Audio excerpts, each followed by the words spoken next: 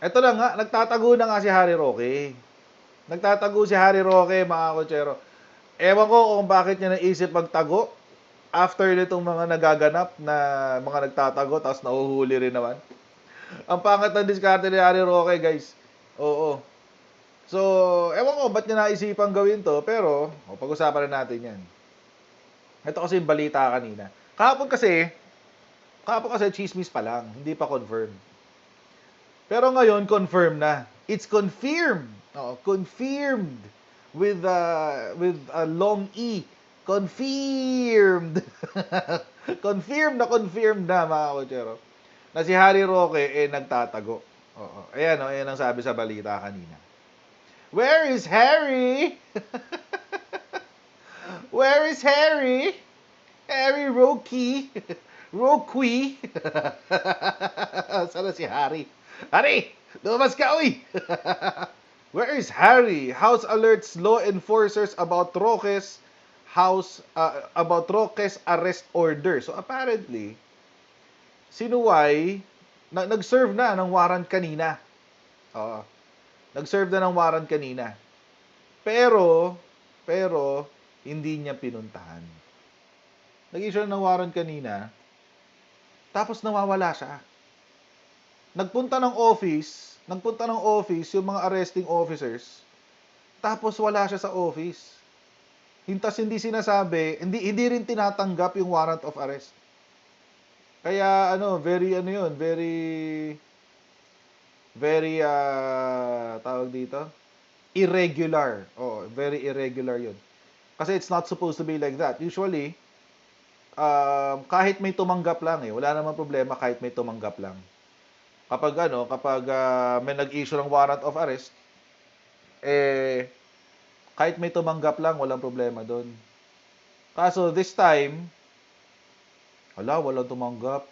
Maski yung mga EA niya ayaw tanggapin yung warrant of arrest. Game. Hindi na makagilap ng mga taga-kamara si Attorney Harry Roque matapos muling ipasight in contempt sa pagdinig ng Quad Committee kahapon. Sinubukan siyang puntahan ng mga otoridad sa kanyang opisina pero wala silang napala. Nasa front na ng balitang yan si Marian Enriquez. Nakakatawa pa yung title ni News 5. Nasaan si Roque? Ayan nasaan daw si Roque Ba't kasi nagtago? 'Di ba? Nagmumukha tuloy guilty. 'Di ba? Nagmumukhang guilty. Hindi na ba sila natuto dun sa nangyari kay Kibulok? Hindi pa sila natuto dun? Hindi na sila natuto dun sa 'di ba? Nagmumukha tuloy guilty. Ayun tuloy. Seserban ka ng warrant of arrest. Okay. Kanyang opisina pero wala silang napala. Nasa front na ng balitang yan si Marian Enriquez. Ang nangyayari dito sa Quad. Humarap pa sa mga taga-media via video conference kahapon si dating presidential spokesman Attorney Harry Roque matapos umabsent at ipasight in contempt ng House Quad Committee. Bigo kasi siyang isumite ang mga pinasabpinang dokumento kaugnay sa investigasyon sa illegal na pogo. Pero Sabi mo kasi, coach, wag na sumipot. Oo nga, sinabi pala natin yung agabi, Sabi natin kagabi, Torne, wag ka na sumipot, kahit anong mangyari. Tinatanggap naman pala nila yung tips ko. My goodness. kanina, hindi na siya mahagilap ng hahainan na dapat ng arrest order ng Kamara. Ayon kay House Secretary General Reginald Velasco, sinubukang puntahan ng mga tauhan ng Kamara si Roque sa kanyang opisina pero wala raw ang Komunista Komunista ka, boy. abogado. It was already served sa law firm niya, Pero wala siya cannot be located. So, in-inform na rin yung mga law enforcement agencies to look for him and serve the order. Una nang sinabi kahapon ni Roque na hindi na siya dadalo sa pagdinig ng Quadcom pero binatikos siya ng komite sa pagtawag niya sa Quadcom na kangaroo court at witch hunt lang daw ang ginagawa. Dahil mabait pa nga kami sa kanya. Binigyan lang pa siya ng isang araw. Kinuplay pa niya yung one day na yan. The fact remains that he is a material witness or a material resource person in this investigation. That's true. Because overwhelming circumstantial evidence has been established of his links between Attorney Roque and Lucky South 99, who operates an illegal pogo. Bukod sa isyu kay Roque, umaasa rin daw ang Quadcom na hindi pagbibigyan ng Korte Suprema ang petisyon ni Cassandra Leong na payagan siyang wag dumalo sa hearing. Well, I hope the Supreme Court denies that. No? Kasi paano natin malalaman ng katotohanan? Sino pang hahabulin natin? Hindi naman natin mahabol yung mga Chinese. Ang nakikitang mukha nitong pogo na ito ay si Cassandra Ong and si Alice Go. So we should continue our investigation sa kanila. Hanggang katapusan lang ng Setyembre ang sesyon ng Kongreso, pero tinitignan na raw kung magpapatuloy ang pagdinig ng Quad Committee kahit pa mag-break ang Kamara sa Oktubre. Finding Harry na tayo ngayon. Finding Harry. House Secretary General Reginald Velasco said that law enforcement agencies have been notified about the arrest order against former presidential spokesperson Harry Roque that was issued by the Quad Committee of the House of Representatives. So, tinataguan niya ngayon yung arrest warrant niya. Warrant of arrest. Velasco said a copy of the arrest order was sent to the law office of Roque but his staff refused to accept it. Yun yung ano dyan eh. Alam niyo mga kotsero, kahit naman hindi niya tanggapin yan, kahit hindi niya pirmahan, pag nag-report ang Sergeant at Arms ng either Senate or lower house. Pag nag-report sila, i-report pa nila as served. Oo, kahit hindi nila pirmahan. So, kasi nga naman nandoon ka sa kumbaga ibinigay sa location mo, merong taong sumagot. Tapos it is your legitimate address. So, yun, i-report pa rin yun as served kahit hindi ka pumirma. Baka nga iwan pa lang sa kanila yun eh. Baka iwan lang sa kanilang ganun. Ayaw mong pirmahan tong dokumento, okay lang, huwag mo i-receive. Pero iwan namin sa iyo yung papeles. Pwedeng ganun. Ganun lang mangyayari dyan. Kasi mga konsyero, kailangan kasi dyan yung na-notify. Yun yung importante dyan yung na-notify yung respondent doon sa warrant or yung gustong arestuhin. So yun yung importante doon. And kahit hindi niya pirmahan, kasi sabi but his staff refused to accept it. Hindi ko alam kung paano siya nag-refuse. Baka ang sinabi niya, hindi naman ako yung nasa arrest order, so hindi ako paperma for that. Pero it doesn't matter Kahit hindi siya pumirma, ang importante, served. Served siya. And he's notified that merong dokumento na arrest warrant na nagsisirculate for him. Sabi, wala siya dun sa office and he cannot be located. Yun ang problema dyan, nagtatago na nga. Baka nasa Benguet, dun sa bahay niya yung binili ng Biancham.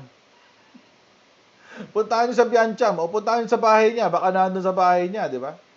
Kasi sinabi lang naman dito, office lang law office lang. Hindi naman sinabing nasa bahay.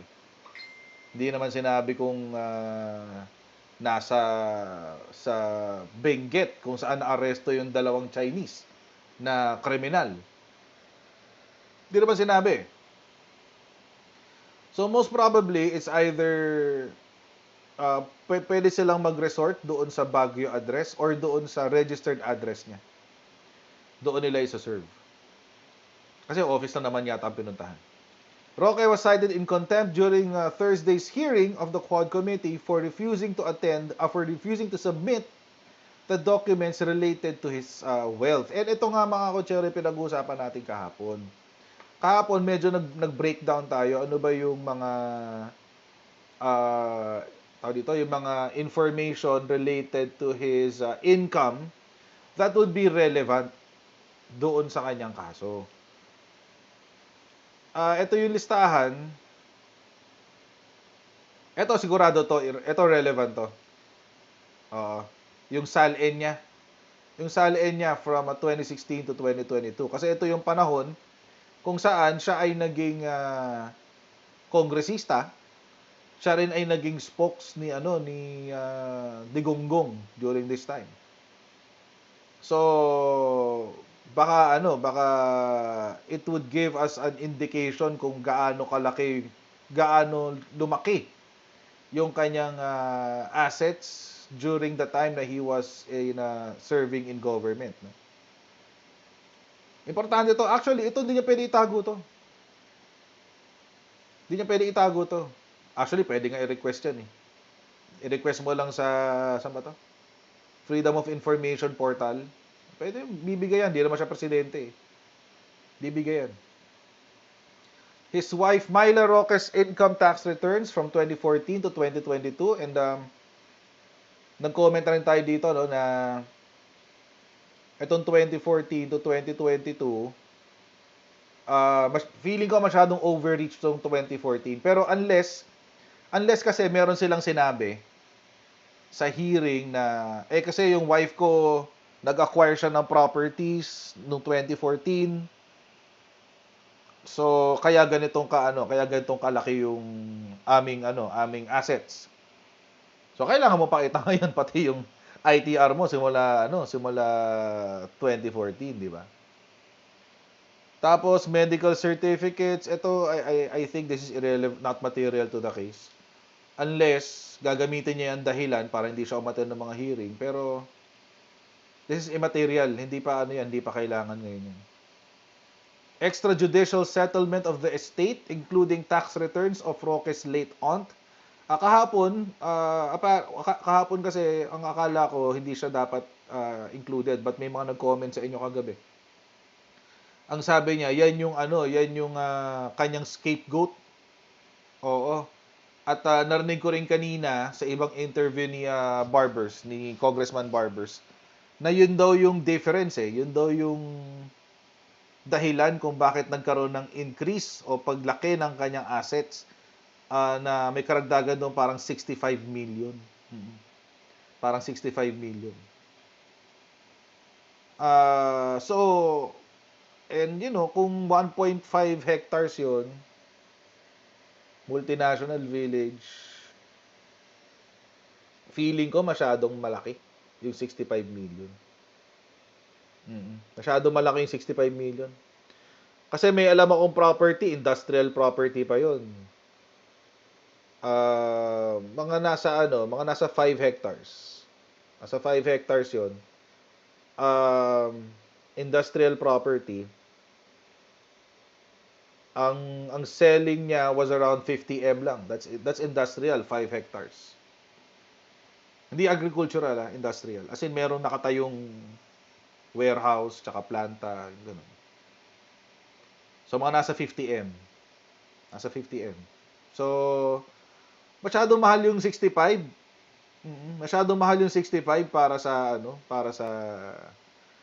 sa ganyan.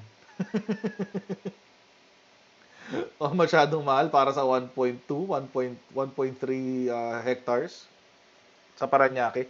Although sa yun multinational village. So baka iba yung nila. Kanilang zonal value, syempre. Iba yung kanilang market value. So it will depend on that. Ito yun. Ito pala yun. Ito 1.8 hectares. Deed of sale with tax returns and transfer of property of the 1.8 hectare property in multinational village Parañaque that Roque's family sold to a private entity which Roque said was the reason of his increased wealth. 1.8 hectare na property sa multinational village na parang 65 million yata yung bentahan, yung sinasabi. 65 million daw. Yun daw yung reason kung bakit siya nagkaroon ng malaking assets. Again, mga kotsero, kasi the allegation is, yung allegation kasi is, binabayaran siya ng pogo. Yun yung allegation eh. So, if the allegation is, binabayaran ka ng pogo, dahil ikaw ang legal officer ng Lucky South 99. Totoo naman, nasa listahan siya eh. Nasa listahan siya as the legal counsel of Lucky South 99. Nakalista siya. At saka nirepresenta niya si Cassandra Ong. So, totoo naman yun. Hindi niya maitatago yun. You need to prove na wala kang connection doon sa Lucky South 99. At dahil nagpalusot ka, ang sinasabi mo, nagbenta kayo ng property, nakareceive ako ng mana, etc., etc., you have to prove it. And mga kotsero, yung hindi dito sa sa Kongreso, hindi importante diyan yung ikaw nag-a-allege, ikaw magpapatunay kung meron. Oo, hindi yan hindi na, kasi mababa ang diyan actually. Yung evidentiary requirement diyan sobrang baba. Quotes lang nga hindi pa nga tao dito. Hindi pa nga beyond reasonable doubt ang inaano diyan kasi hindi naman korte yan That's not a court of law. Preponderance of evidence lang yan. Mababa lang ang requirement dyan. So, kung may allegation na binabayaran ka ng Pogo, di ba di ba parang kahit hindi naman siya required, maganda na rin na patunayan mong malinis ka, na hindi ka binabayaran. Di ba? And this is the way how you can prove na hindi ka binayaran. Simple lang naman to, mga papeles lang naman to O pag napakita mo yan, tapos nangulit pa rin sila, o di, yung sagot mo, sinabit ko na yung dokumento sa inyo, ano pa yung gusto nyong makuha sa akin. Di contempt ka nila ulit, at least, pag kinontempt ka nila ulit, sa second time, or doon sa punto na yun, may dahilan ka na para pumunta sa Supreme Court. Kasi nag-comply ka na Nag-comply ka na doon sa requirements nung hearing. Kasi alam nyo mga kotsero, may jurisprudence kasi yan. GR number 257608. 2022 lang yan. Ito yung tungkol dun sa hearing ng Blue Ribbon Committee hearing tungkol sa pandemic. Di ba? Kasi nangurakot Nangurakot si Digonggong nung pandemic So, maraming hearing in aid of legislation tungkol sa pandemic. Etong si Executive Department, itong si Digonggong, inutos niya na hindi pwedeng umattend yung aking mga dyan, cabinet members dyan. Hindi sila paaatinin. Bawal silang umattend. Ganon. So, dinala sa Supreme Court yung kaso. Ito yung decision nung kaso na yun. Ngayon, mga kotsero, meron po ditong merong quote dito si Supreme Court. Ito sabi niya. In-explain muna kung para saan yung Rule 65, yung certiorari, or certiorari, kung whichever applies. Ayan. Certiorari, in-explain ko ano siya. And it is not issued to correct every error that may be committed by the lower courts and tribunals. It's a remedy specifically to keep lower courts and tribunals within the bounds of their jurisdiction. So, ang purpose po ng nitong Rule 65 ay siguruhin na yung atin pong mga lower courts at mga tribunals, mga korte, ay nagtatrabaho ng maayos at hindi sila lumalampas sa kanilang jurisdiction. Oo. Ngayon, ito ngayon ang sinabi nila tungkol sa mga hearing in aid of legislation. Wait lang. The power of Congress to conduct inquiries in aid of legislation is inherent in its power to legislate. Ibig sabihin, mga kotsero, nasa kapangyarihan po ng ating mga korte na mag-conduct ng hearing in aid of legislation. Hindi ho pwedeng basta-basta sabihin ni Harry Roque na hindi, kangaroo court lang yan, ganyan. No, it's not even a court. And it's recognized that it is not a court. Hindi ho korte yan. It is, however, a hearing in order for our congressmen, mapa-Senado o mapa-lower house, to be able to effectively write laws or enact legislation, which is, kung saan, mga kotsero, yun ang trabaho nila. Yun ang mandato nila according sa Constitution. So, ang sabi po dito ng Supreme Court, the power of Congress to conduct inquiries in aid of legislation is inherent in its power to legislate. It is broad-based. Malawak ang nasasakop nito.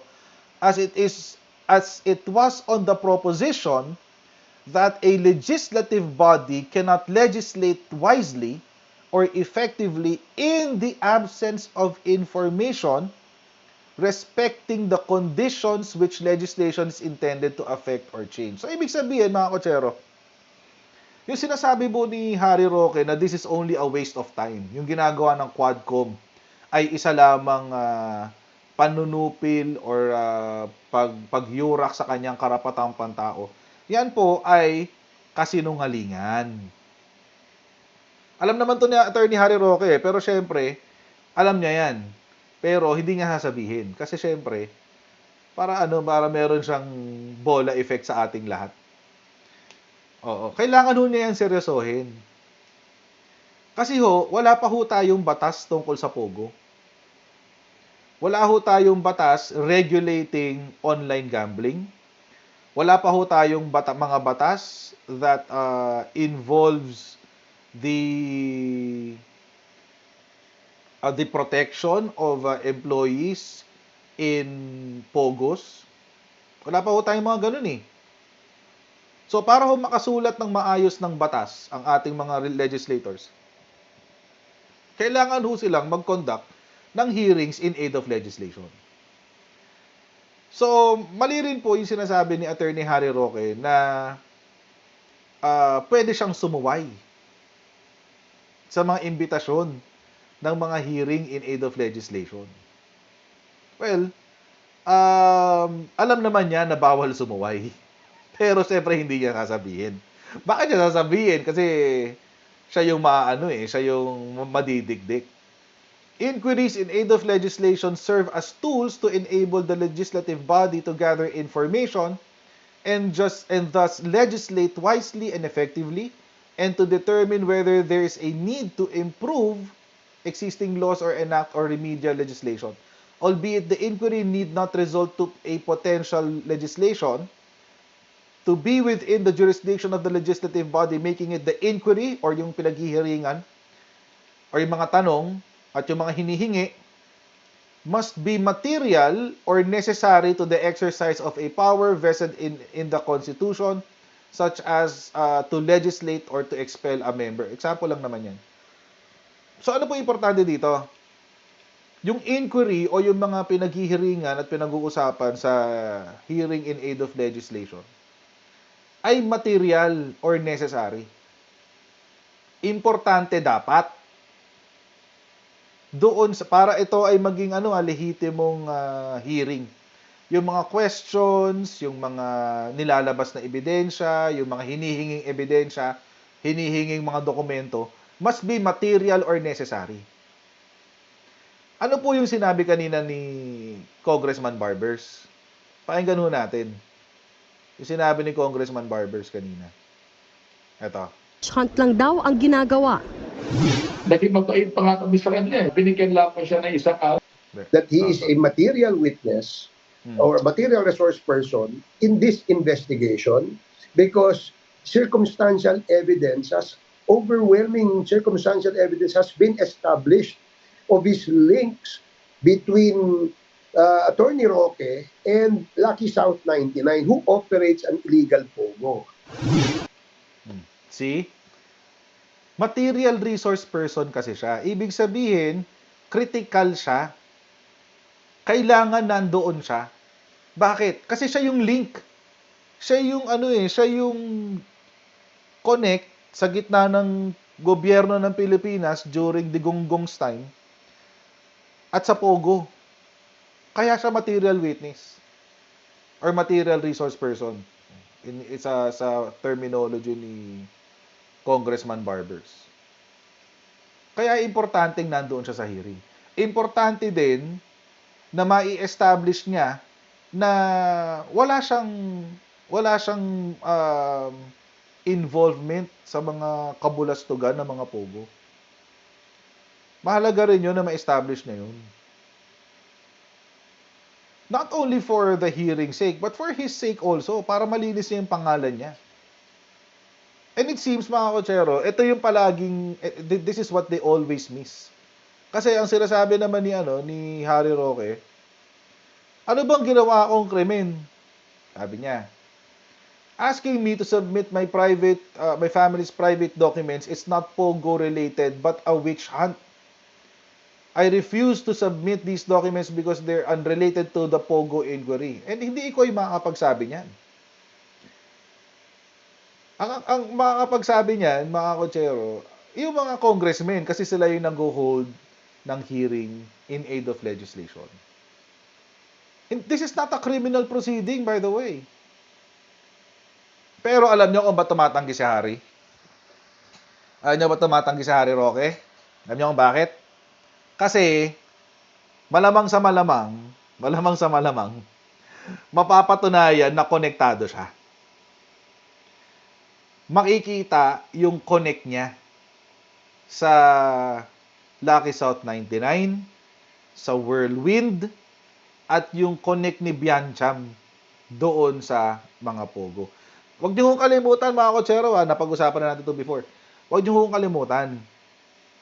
Si Lucky South 99 ho, yung main Pogo. Si Lucky South 99 yung main Pogo. Si Whirlwind ay produkto ni Lucky South 99. Na-incorporate po si Whirlwind after Lucky South 99.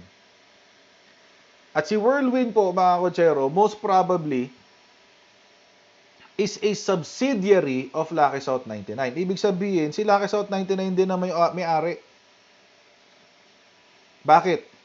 Kasi yung mga yung mga board of directors nila at yung board of directors ni Lucky South at yung board of directors ni Whirlwind ay halos iisa lang.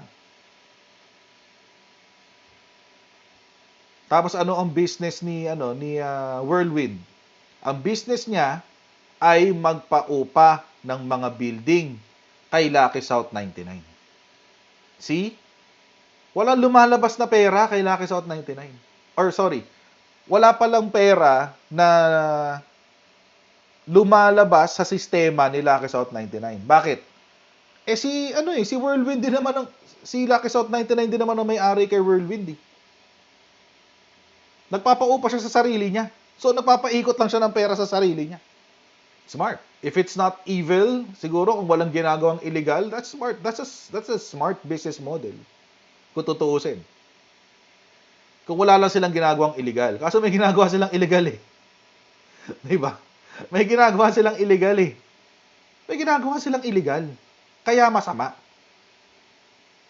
Na-involve sila sa human trafficking.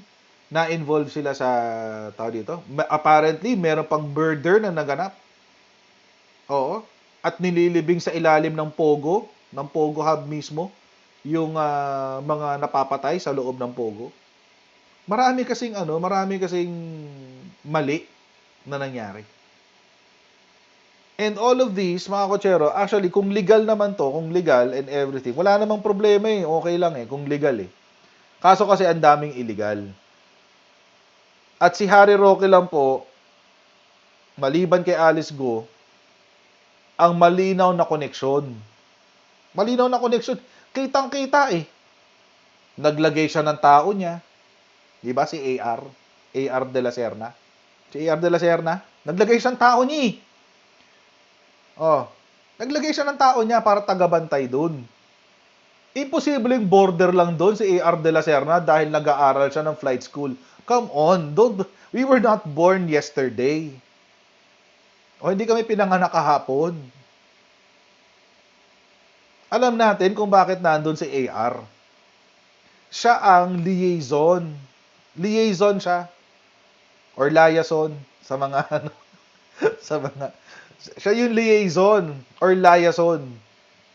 Siya yung connect, siya yung tulay ni Lucky South 99 at ni Whirlwind para kay Harry Roque. Kasi hindi pwede makita si Harry Roque doon eh. Kasi Pogo yun eh. Hindi siya pwedeng magkaroon ng ng appearance doon. Hindi pwede. Oo, kasi sasabit siya. Kaya kailangan niya si AR de la Serna. Huling-huli mo eh. Tapos si Paok, may sinabi pa na kaya daw nilang kasuhan si Harry Roque ng kriminal. Hindi ba nakaka-convince yun? Malino doon si Pagcor nga sinabi, ang representante ni Lucky South 99 ay si Harry Roque, ang legal representative nila.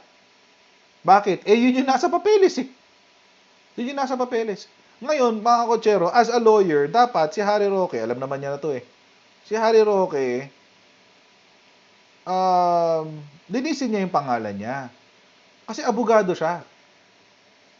Abogado siya. At sa mundo ng mga abogado, mga kotsero, wala ka ibang bit-bit kundi pangalan mo. Kasi hodang 75 ka sa law school nung gumraduate ka at 75 din ang grade mo sa bar, kasi hodang ganyan, it does not matter. Ang importante yung pangalan mo. Alam ng lahat ng lawyers yan. It doesn't matter. Importante yung credentials mo. Importante yung pangalan mo, di pala credentials. Itong pagtatago, wala may tutulong sa'yo yan. Pag nagtago-tago ka, nasa tren na nga saan pang tren to? Loko to si politiko Nilagay na sa tren si Harry Roque Finding Harry na tayo. Finding Harry, guys. Oo. Kung magtatago ka, paano mo nilinis ang pangalan mo? Kung inosente ka, ba't ka nagtatago? Parang, ganun yung logic dyan Parang yung kay Kibuloy, kung inosente ka, ba't ayaw mo sumuko? Pero kay Harry Roque naman, it's different. Kasi hindi naman this is not a court proceeding. Yun nga ang mga kotsero, yun yung nakakatawa Walang penalty to. Ang penalty mo lang dito, madidetain ka sa lower house. That's it. Until the end of the hearing. At most. Yun na yung penalty mo dyan. Pwede pa yung mabawi kapag ikaw ay nag-participate or ikaw ay nag-cooperate sa Quadcom. Walang penalties to. Kaya nga nakakatawa, ba't sila nagtatago? Low risk yan Low risk, kasi sobrang low risk. Nakakatawa nga, si Alice Go nga, tumakas pa, pumunta pa ng Indonesia para lang di umattend ng Senate hearing. Sobrang low risk kasi. Diba? Kung gusto mo linisin pangalan mo, di umattend ka ng hearing. You have nothing to lose, probably, and everything to gain. But ito ang danger naman ng pag umattend ka ng Ang danger dyan, mga kotsero, yung committee report sometimes becomes the basis of an actual suit. Ibig sabihin, lahat kasi ng hearing in aid of legislation may merong committee report yan Yung committee report, mga kotsero, ay baka magamit bilang ebidensya para kasuhan ka sa korte. Oo, ganon. Tingnan nyo yung nangyari kay Duque. Yung kay Duque. Alala nyo yung nangyari kay Duque? Na Blue Ribbon Committee siya. Sa Blue Ribbon Committee, it was found that there was probable cause for graft and corruption doon sa Blue Ribbon Committee report. At ni-recommend doon sa Blue Ribbon Committee report ni what's his name? Dick Gordon. Ni Dick Gordon nakasuhan ng ombudsman etong si Duque. Kinasuhan nga ng ombudsman. Kinasuhan ng ombudsman, nakitaan ngayon ng probable cause ng Sandigan Bayan ng graft and corruption si Secretary Duque. Meron na ngayon siyang totoong kaso sa Sandigan Bayan. Which now, mga kotsero, gives us the motivation kung bakit ayaw mag-appear ni Harry Roque. Baka yun ang dahilan niya. Baka ang dahilan niya kaya ayaw niya mag-appear, baka maisahan siya. Baka magkaroon ng kaya tingnan mo, paulit-ulit niya sinasabi. It is a witch hunt. Di ba? Sabi niya, kahit na isumiti ko ang kanilang hinihiling ng mga dokumento, hahanap pa rin sila ng paraan para ako ay madiin. Di ba? Delikado siya. Lalo na kapag nakita na itong mga dokumento na to, ayan. Oh. Lalo na yung SALN, no? SALN reveal nga dyan. Alam nyo mga kotsero, nung panahon ni Digong, bihira ako makakita ng SALN. Si ano lang, parang si Lenny lang ang nagpa-public ng SALN niya. Ito na lang, oh, SALN reveal na lang. Kahit yan na lang muna. Isa-isahin natin. SALN reveal. SALN reveal naman dyan. Oo. Diba? Goodness. Ito, importante to. Yan. Ito naman, ito importante to para doon sa property. Sa property doon sa Benguet kung saan may nahuling 2 Chinese na pugante. So, yan, importante yan doon. So, kapag sinabi ng nung sinabi ng Supreme Court na the inquiry must be material or necessary, tama si Congressman Congressman Barbers. He is the material witness. He is the material resource person. He is the material girl. Because I am living in a material world. And I'm a material girl. Material. May bago na kayong bansag kay Roque. Material girl. Madonna. Diba? So, yon. So, mga kotsero, tama lang yung sinabi ni Congressman Barbers.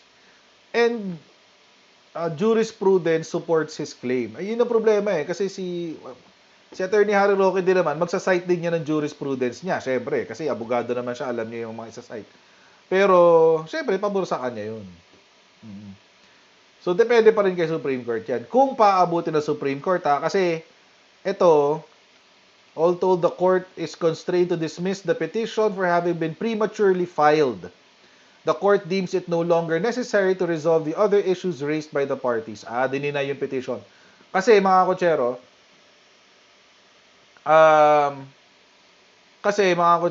bakit siya dininay? Meron daw kasing, sa rules daw kasi ng Senate, nung nabasa ko to, meron dong paraan ng pag-appeal. Pwede ka raw umapela sa rules mismo ng Senate. So, kaya siya dinismiss kasi hindi Supreme Court ang may tamang jurisdiction dito sa question na to.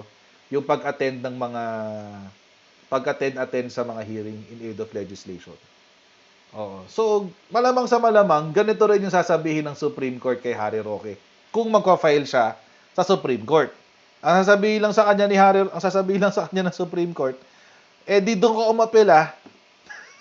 Doon ka umapela sa Quadcom.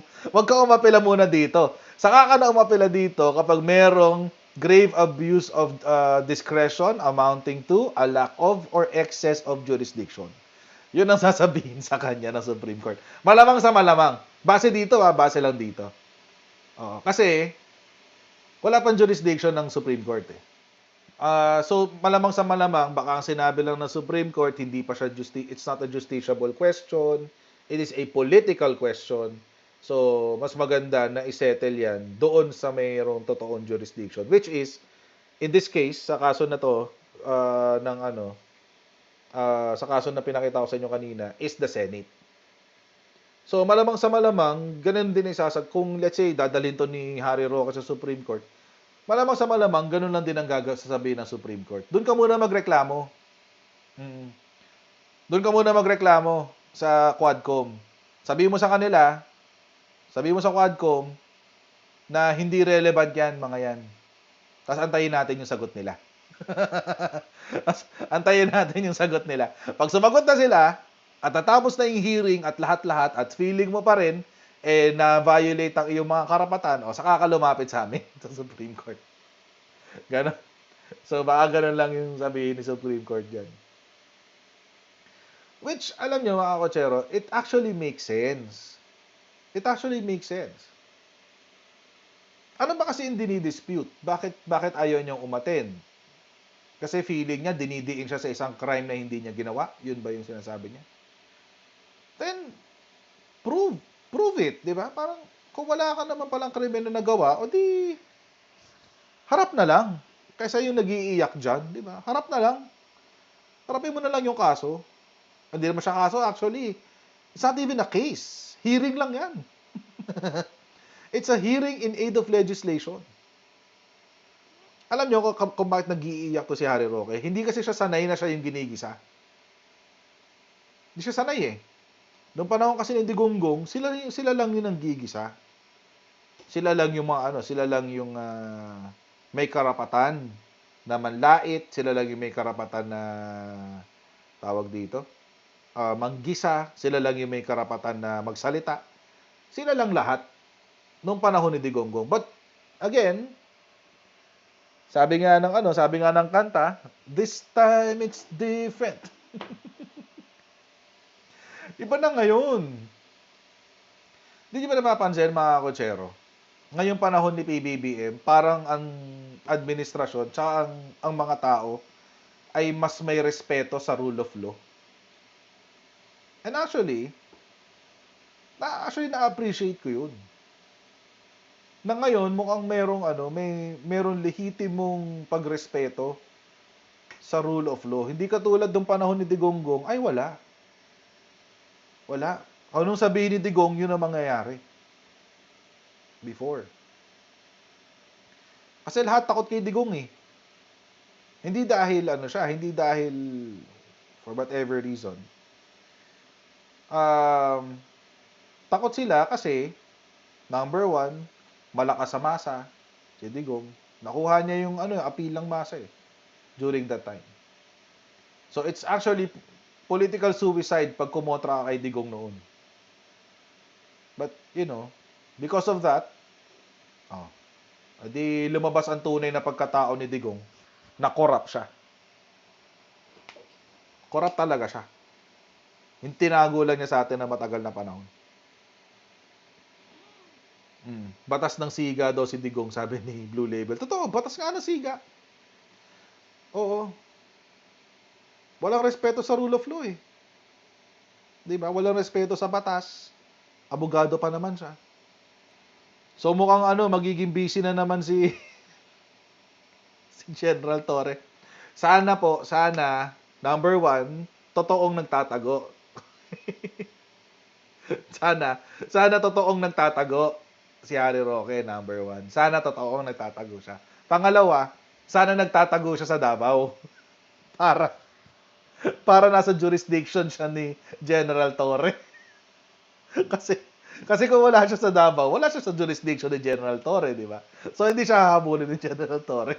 Ayan, so hanggang dito lang po muna tayo mga kotsero. Huwag niyo po kalimutan mag-like, mag-share at mag-subscribe sa Coach Jared YouTube channel. Pa-follow tayo sa ating Facebook page. Coach Jared Pulido naman ang pangalan doon. And I'll see all of you in our next live stream. God bless everyone and see you next time, guys. Bye! Bye-bye!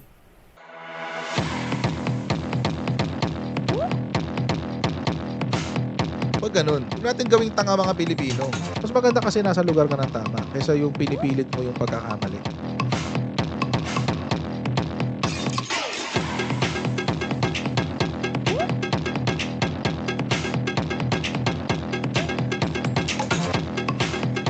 Are they willing to go that far? Hindi makakalimutan ng Pilipino yan hanggat di nasasagot yan.